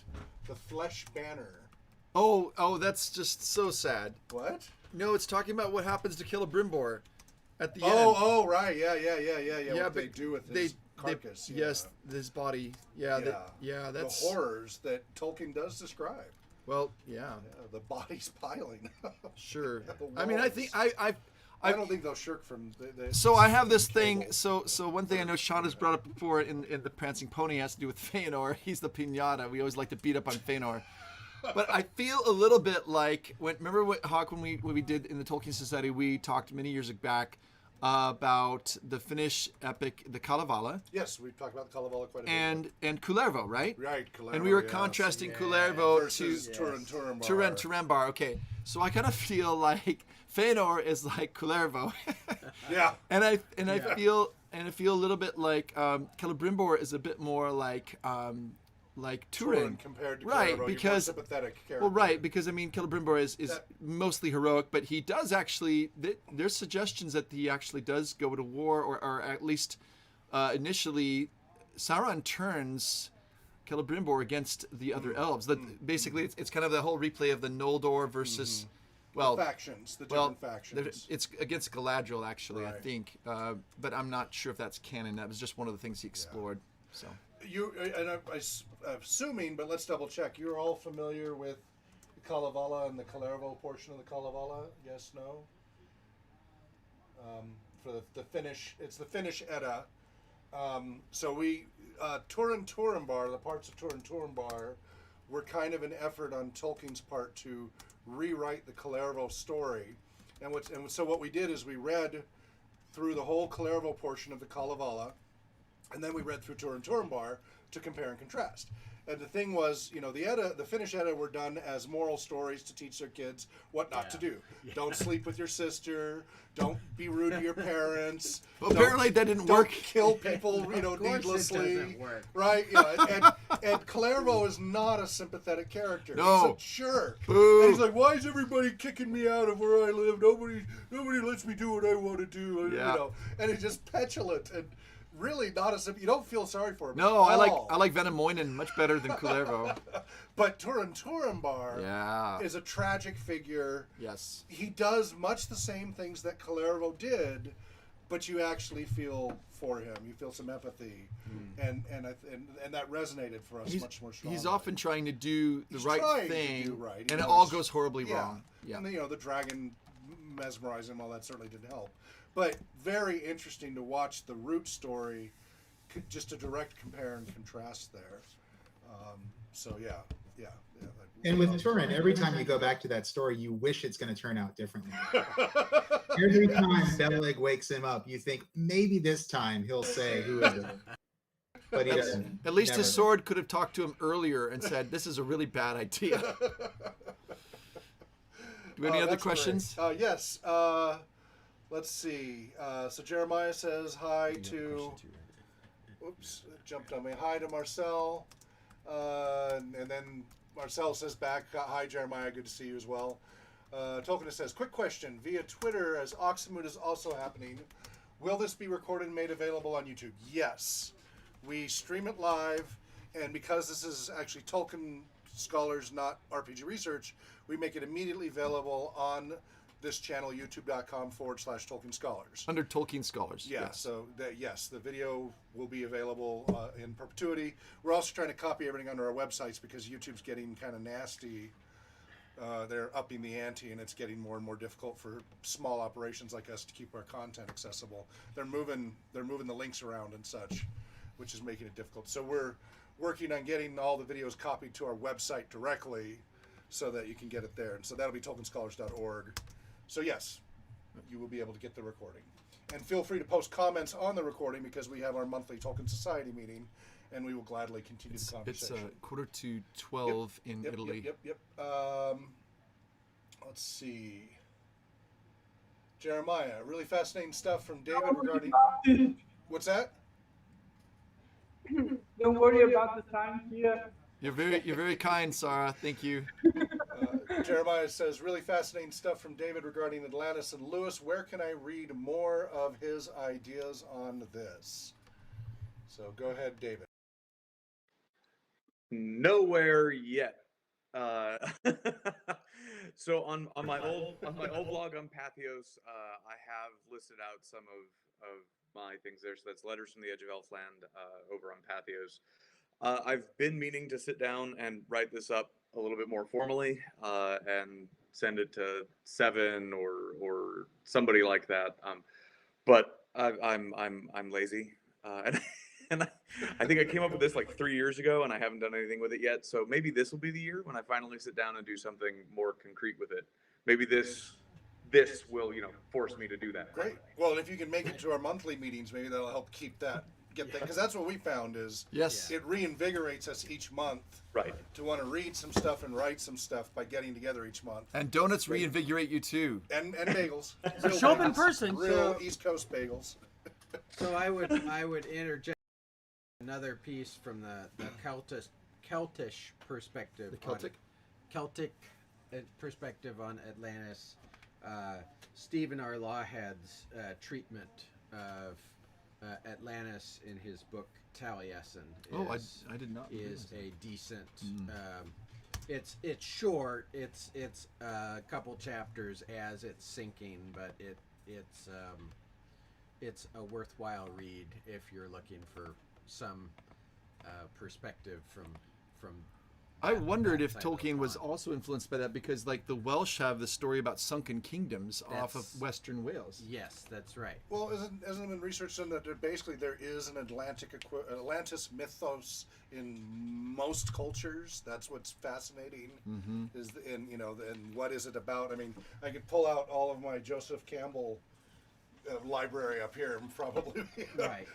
go on a quest just for that with each of the Well, cultures. The cultures that have these connections between almost all cultures have some form of dragon, lycanthrope, blood drinker, undead, fey folk or little folk. They all have these similar cultural things.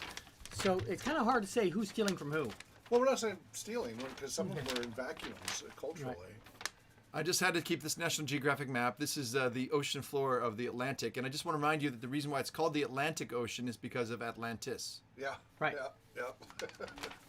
It affects us to this day. Yeah. Let's see. Jeremiah says regarding Sarah's comments about the NCP, it would have been fascinating to see the other origin included from men's perspective. I suppose that would have made the Silmarillion less of a pure elvish book. Maybe there could have been a larger mythology from men as a separate book if Tolkien had another 80 years to write it. Men as opposed to elves. Yes. Well, and Tolkien actually does do some of that in some of the History of Middle Earth series. You'll find him touching on different things, because the fall of Numenor is, as Sarah has said, it's a kind of fall, right? It's a retelling of the fall, but it's one of many, right? Just as Genesis itself has many falls that happen. After Adam and Eve, you have Cain's fall, and then, of course, Noah and Babel and so on. But he has them saying at one point when they're asked, where are you coming from? What are you escaping from? And they're saying, we're not going to tell you. Right? We don't want you to go And there. then there's that conversation. I'm not going to remember the names of the characters now, but there's that conversation between a very old human woman and an elf man who is also very old, but obviously that's different, about their own destinies. And part of that conversation is also a conversation about their origins, right? And where they come from and what is death and what are they intended for. So Tolkien actually did deal with some of these questions and some of these issues from the different perspectives, from the elvish perspective, from the mannish, the human perspective. It's just that not all of them got codified as accessibly as the Silmarillion did. Yeah, I think that's it's in Morgoth's Ring. I believe it's the Athrabeth, the conversation of Finrod and Andreth, isn't it? And there is a moment in there. I think that is the place where I think she talks about the tale about escaping me now. The tale of Adenel. I think it's where they're talking about where men had come from and the fact that there was this darkness in their past. And I've often wondered, did he leave it? Did he have Andreth say, I'm not going to talk about this because he wasn't sure where he wanted to go with that story, or because he wanted to leave it open-ended? Maybe he wanted to leave it open for other creation stories for mankind. Maybe he wanted to leave it open to Genesis or something else. And that's what I love so much about the history of Middle Earth, is because nothing was codified. So anything's possible sometimes.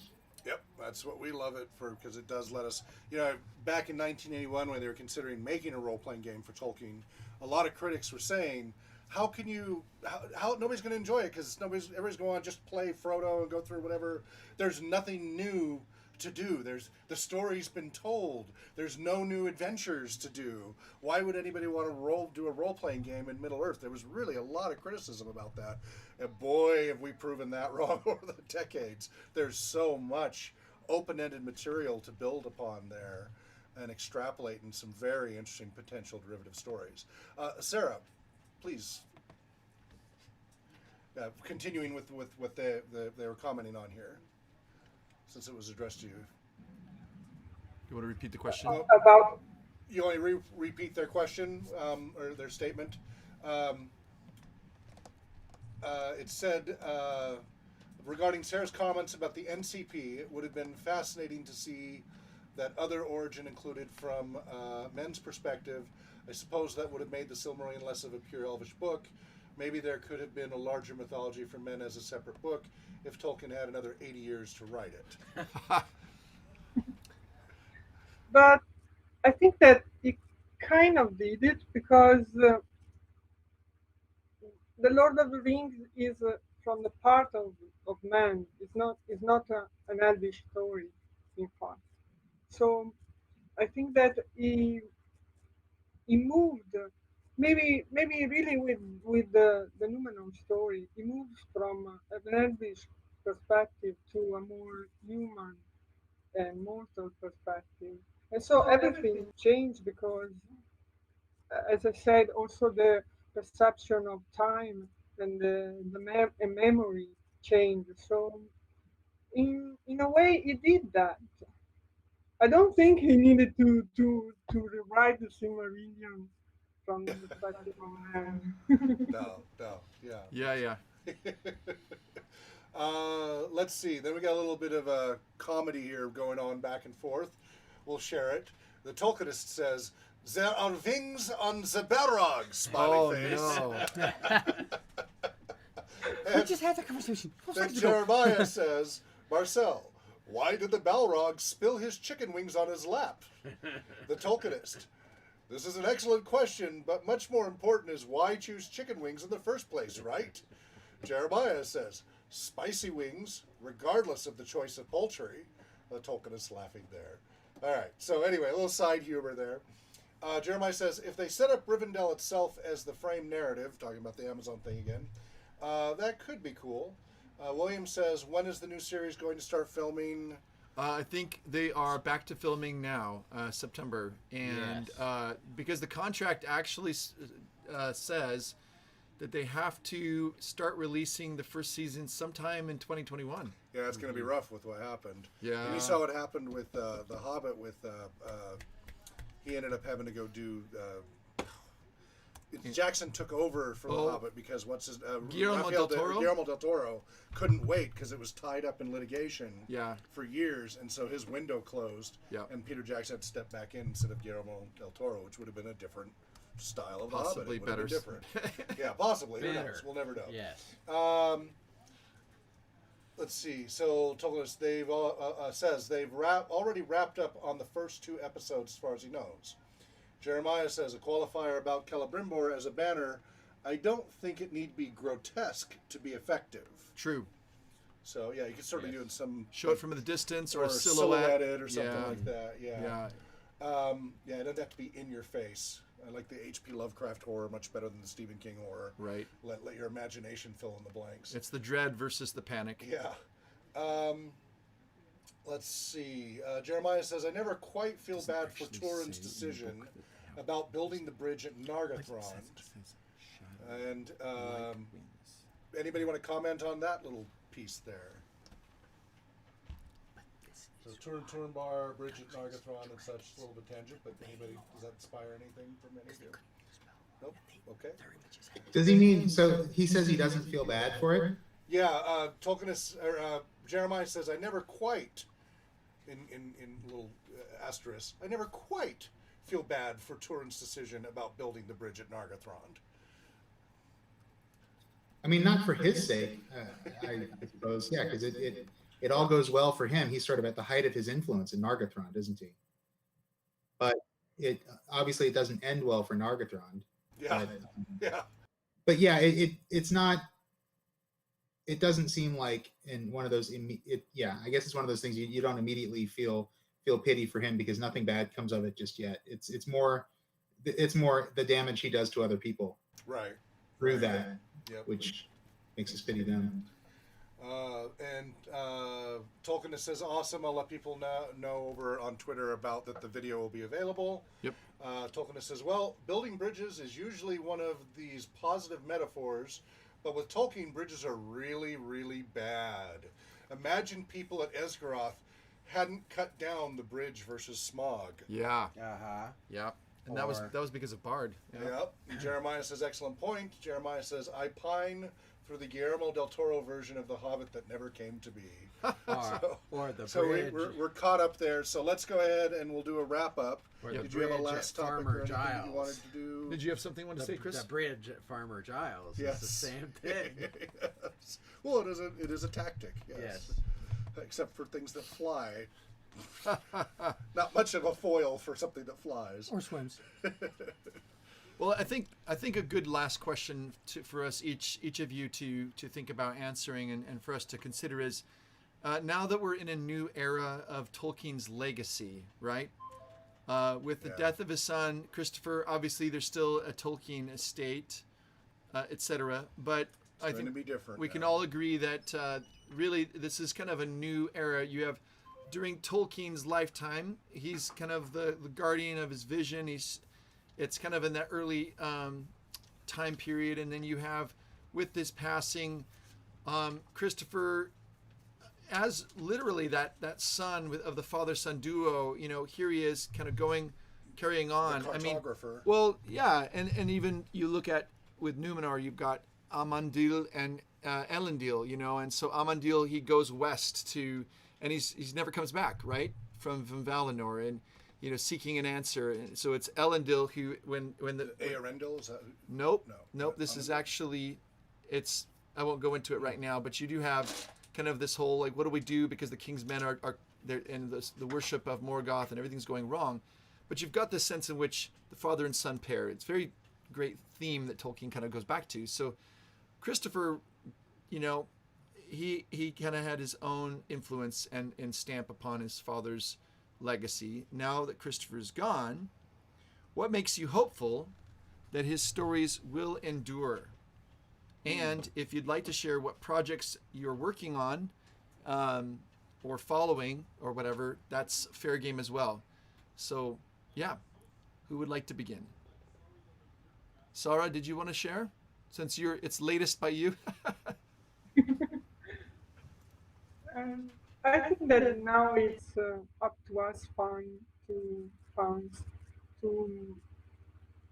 I don't want to say protect, but to keep alive what is really Tolkien message, because even with the TV series, we don't know, because it's in so many people's hands, and think can change very easily and become something else. And it's up to us who read the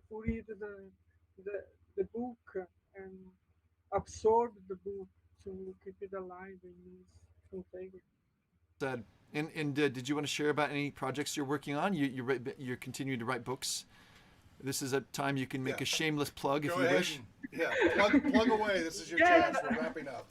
I'm still writing books, but I'm also working on a Tolkien project with a friend. Oh, great. Who's a bibliotherapist, and he's creating his own academy online, and he asked me to maintain a part about Tolkien and his work. So I'm working on that too. It's a bibliotherapist. He works with emotion. He also calls it emotional reading, because it's a way of reading books that turn into yourself. So the book becomes you, and you become the book. I don't know how to say. So you're helping him with that. Yeah, in a part of his academy dedicated to Tolkien. Well, it seems like you're doing exactly what you just said, that, you know, it's a way of keeping it alive. So well done. Yeah. Fantastic. Shawn, what makes you hopeful that Tolkien's stories will endure? And then, you know, just what projects you're working on or anything that you're interested in right now? Sure. Well, I do remain hopeful that the Amazon series will be something that is good. I don't think it'll ever satisfy the serious book fans among us, myself included. But I hope it will be good enough to bring a lot of new people to Tolkien's work, and I hope that the people who come to Tolkien's work through that will be receptive to what Tolkien's vision actually was. Kind of going to Sarah's point about what it is and what it is not. I think Sarah said a little while ago that the themes are at least as important. They're more important than the plot itself. And I think that my hope is that when we get this influx of new fans, that they will be receptive to the themes that Tolkien is laying down for us. I think that we as fans can have a role in that. I think that fandom is very big right now, and there's so many online communities, and where there's so many places where people can engage with their fandom and talk to other fans. And I think that the more that we as Tolkien fans can be welcoming to this new crop of fans and can sort of bring them in and share with them what Tolkien's vision actually is, I think we can help keep that legacy alive very much. And again, I think it all goes back to themes of fellowship and people from different places coming together, people of different perspectives coming together in service of a common goal, which I think is what Tolkien's work is all about. So that's what makes me hopeful, is the fans. And look, the books are there. The books aren't going anywhere. We're going to make sure the books don't go anywhere.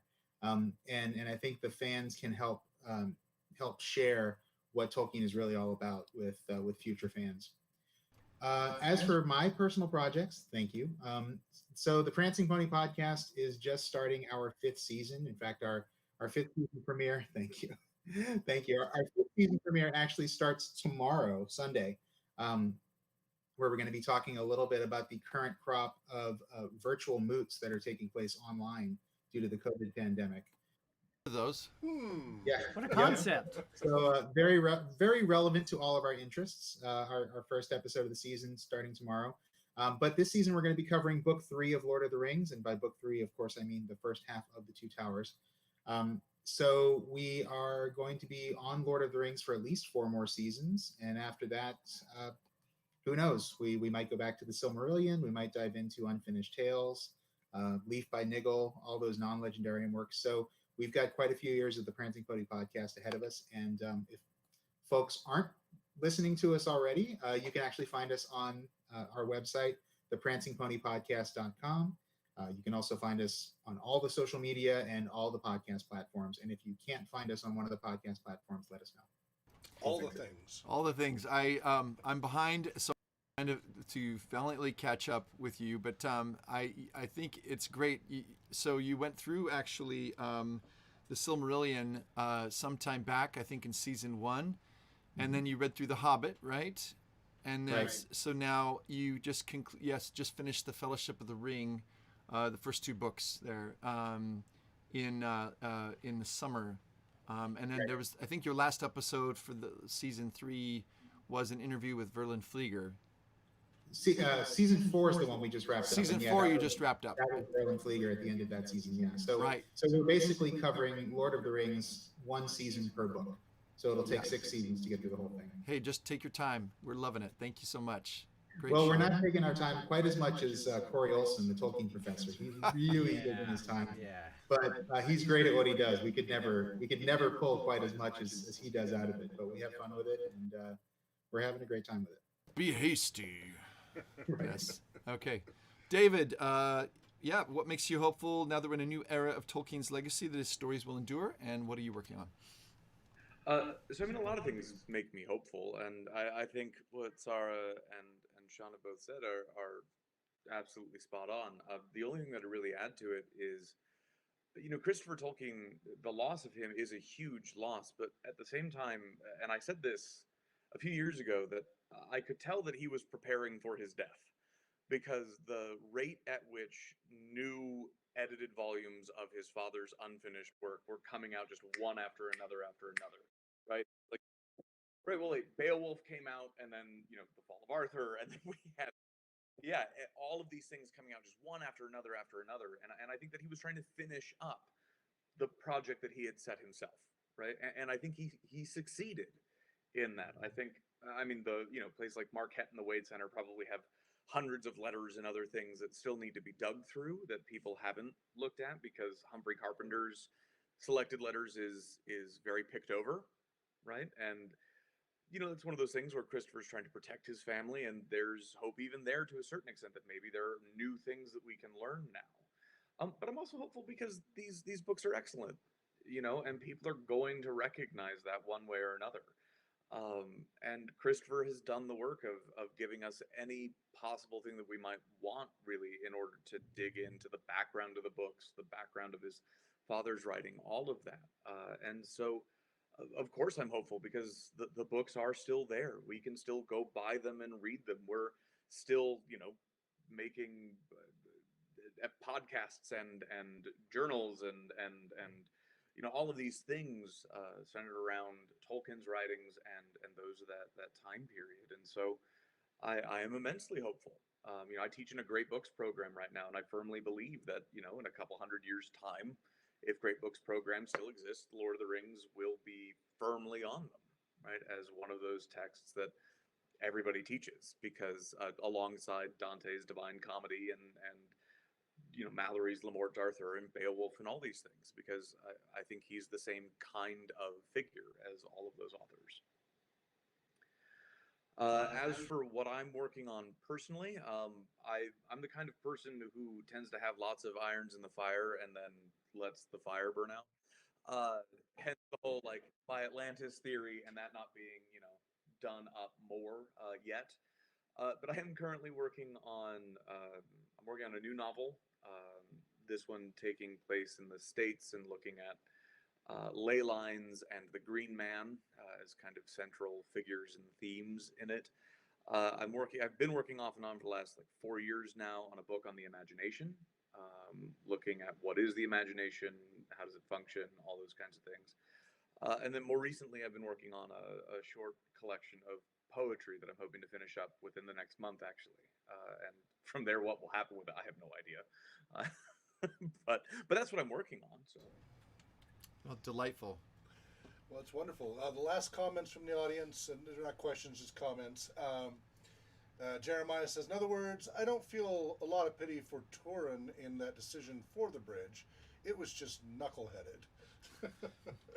And the Tolkienist says, is the last comment in there, one of the most obvious new successful fandom efforts are the many podcasts, not looking at you, Shawn, that are taking Tolkien to quite new levels in social media and beyond. Jeremiah says, hardly a week goes by when I don't come across someone online who says they've just read The Hobbit, Lord of the Rings, and want to know what to read next. This gives me hope. These books and legends aren't going away soon. And I would just add to Jeremiah's comment that, even though Tolkien's works, The Lord of the Rings, of course, was published sometime after The Hobbit, in the 50s, but really in the 1960s, just the interest exploded, even on the university and campuses. And there was this, in fact, I think he even talks about that. Tolkien is getting ready for in one of his letters, he talks about, he's getting ready for this lecture, but the Return of the King was just published a few days before that. So he knew that all of his students would be up late that night before reading. And so they would be tired in class. And he was bemoaning this fact, like he would.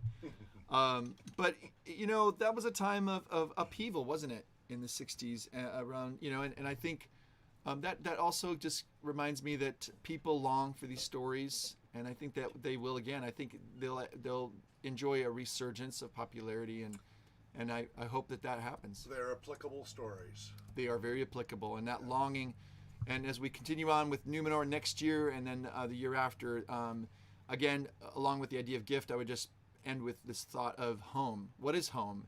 Numenor is this place that's in between the home that they had, the home that they long for. It's in a way, it is their home, but it's also, they're kind of, they've been blessed, but they're also, in a sense, they're exiles, and which is a theme we see with the Noldor as well. So just wonderful themes here, and we just wanted to say thank you for all those who joined us and those who watch this later. Really appreciate it. May the hair on their toes never fall out. Indeed. So, Hawk, it's you can finish our All right. meeting. So thank you so much. We really appreciate it. Sarah, thank you so much for staying up late for us. We really appreciate that. All of you, thank you. It was just a joy having you add to this diversity of thought and conversation. Shawn, David, thank you too. Remember, we do meet every month for our normal Tolkien Society meeting on the third Saturday of each month from 1 p.m. to 3 p.m. Pacific time, the same time slot. If you ever feel like you just want to chat like this, where the door is always open, and you'd always be welcome. It won't be like Bjorn's house, okay? And of course, we'll do Tolkien Moot again next year on our normal time slot. The third weekend of July is when we normally do it. It just got bumped because of some other things this year. And we've been doing a hybrid online in-person version of Tolkien Moot since about 2007 or 8. So for us, this isn't that new, fortunately. But because we always wanted this global reach of a community, right? There aren't a ton of Spokanites that want to come to this meeting, but there are plenty of people throughout the world who share this interest. And we're so thankful for you to be here. Again, this video will be available open and free to the public at youtube.com/Tolkien Scholars. The website for our Tolkien Society is tolkienscholars.org. And then for the moots and the photos and all the info about past guests, etc., at Tolkien Moot, it's tolkienmoot.org. Wherever you may be well, and Namarie. Thank you so much.